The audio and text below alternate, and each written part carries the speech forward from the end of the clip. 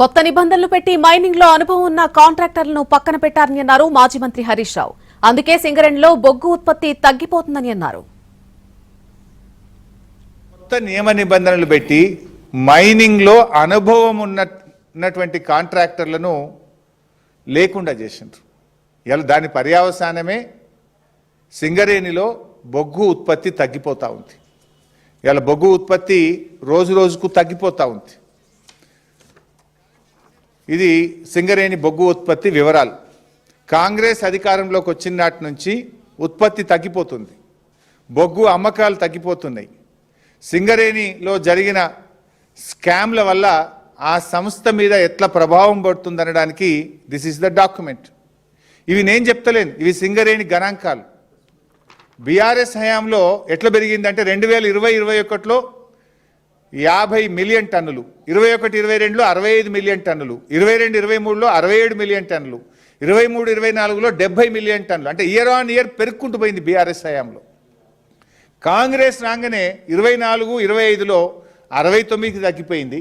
ఇప్పుడు 25-26లో 9 నెలలు 10 నెలలు అయింది కదా, ఇప్పుడు 43-45కి తగ్గిపోయింది.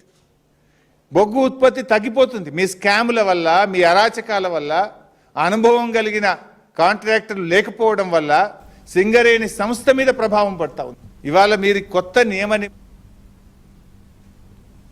కాంగ్రెస్ 2 ఏళ్ల పాలనలో స్కీమ్లు లేవు కానీ స్కామ్లు బాగా వచ్చాయని హరీష్ రావు ఆరోపించారు. జాబ్ క్యాలెండర్ కు బదులు స్కామ్ క్యాలెండర్ తెచ్చారని విమర్శించారు.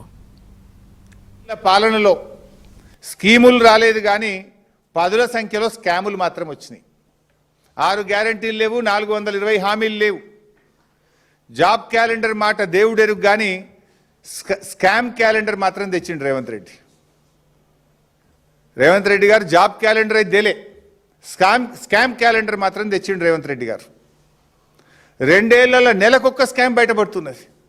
Civil supply scam, fly ash scam, RTC contract scam, ఇసుక scam, 4th city scam, 30% commission scam, Amrut టెండర్ల స్కామ్, మెడికల్ ఎగ్జామ్ స్కామ్, ఇండస్ట్రీస్లో హిల్ టీపీ పాలసీ, పారిశ్రామిక భూముల అమ్మకం scam, land scam, power scam, మొన్న బొగ్గు స్కామ్, నిన్ననేమో సోలార్ పవర్ స్కామ్. కాంగ్రెస్ ఇవాళ మీరు కొత్త నియమ నిబంధనలు పెట్టి మైనింగ్లో అనుభవం ఉన్నటువంటి కాంట్రాక్టర్లను లేకుండా చేసిండ్రు.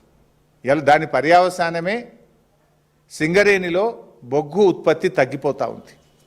ఇలా బొగ్గు ఉత్పత్తి రోజు రోజుకు తగ్గిపోతూ ఉంది. ఇది సింగరేణి బొగ్గు ఉత్పత్తి వివరాలు. కాంగ్రెస్ అధికారంలోకి వచ్చిన నాటి నుంచి ఉత్పత్తి తగ్గిపోతుంది, బొగ్గు అమ్మకాలు తగ్గిపోతున్నాయి. సింగరేణిలో జరిగిన స్కామ్ల వల్ల ఆ సంస్థ మీద ఎట్లా ప్రభావం పడుతుందనడానికి దిస్ ఈస్ ద డాక్యుమెంట్. ఇవి నేను చెప్తలేను, ఇవి సింగరేణి గణాంకాలు. బీఆర్ఎస్ హయాంలో ఎట్లా పెరిగిందంటే 2020-21లో 50 మిలియన్ టన్నులు, 21-22లో 65 మిలియన్ టన్నులు, 22-23లో 67 మిలియన్ టన్నులు, 23-24లో 70 మిలియన్ టన్నులు. అంటే ఇయర్ ఆన్ ఇయర్ పెరుక్కుంటూ పోయింది బీఆర్ఎస్ హయాంలో. కాంగ్రెస్ రాగానే 24-25లో 69కి తగ్గిపోయింది.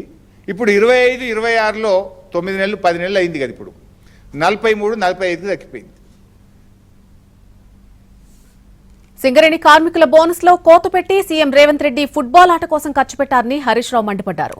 సింగరేణి అభివృద్ధి పేరిట పక్కన పెట్టిన 6,000 కోట్ల లెక్క సంగతి త్వరలోనే బయటపెడతామన్నారు.